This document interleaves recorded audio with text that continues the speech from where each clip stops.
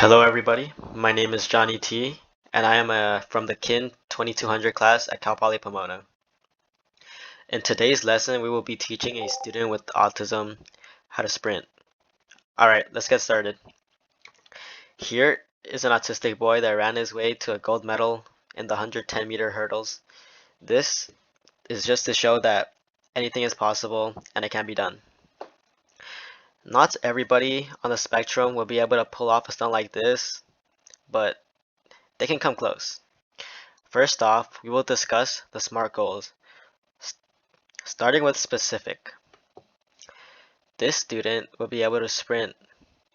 Second, how do we measure this goal? Well, to measure this goal, there will be time trials on the first day and the last day of the class. The student will have 3 tries to run their fastest in a straight 50-meter dash.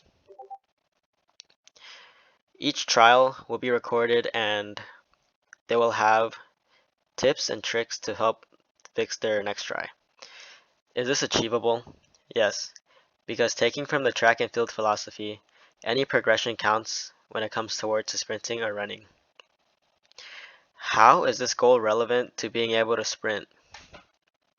Well, this student wants to be able to do track practice like the other kids in his class. He likes the idea of being able to run against other schools. This goal is time bound and the student will be in decent shape within 6 months to be able to sprint at least for a 100-meter dash. When the track season begins is when he'll be ready. This means that he isn't William. Everybody meet William. William is a low-functioning student that is on the spectrum. William is easily distracted and has a short attention span. This means that he isn't able to focus on a specific task for a long period of time. William's favorite activity is running, but he can only do it for a few seconds, and he has terrible form.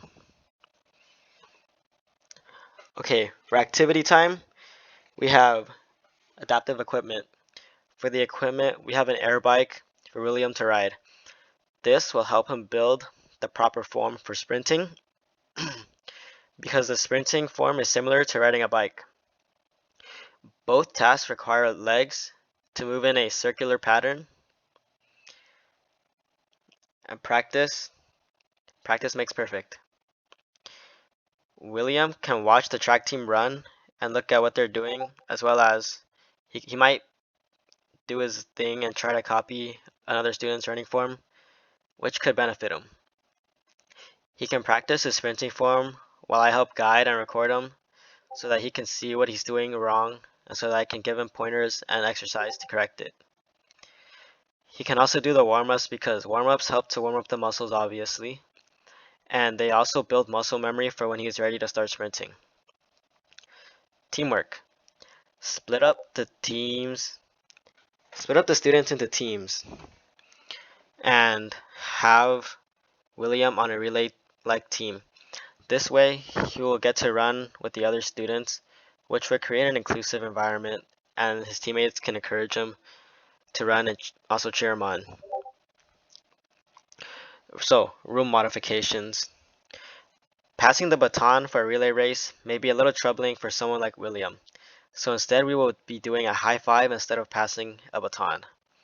William will be able to sprint, jog, and walk in that order, so that this is kind of like a drop set which is commonly used in weightlifting.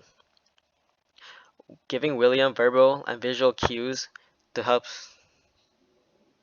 him to understand where to stop and where to go may also help him. For the assessment, we have assessment date. The assessment date is from November 26th, 2023 to June 5th, 2024, which is 6 months. His date of birth is November 26th, 2008. So at the age of his assessment, he is 15 years old. The first thing we will do is start the time trials. This is to see where William is currently at. He will receive 3 tries, and the distance he will be running is 50 meters. Record his form and correct him and keep it for when he's done at the end of the 6 months to compare his changes and improvements. Behavior management.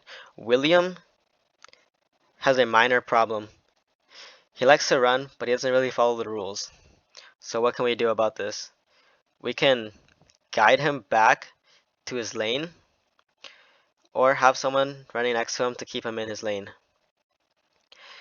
William sometimes likes to run off around campus, which is a major escalating problem.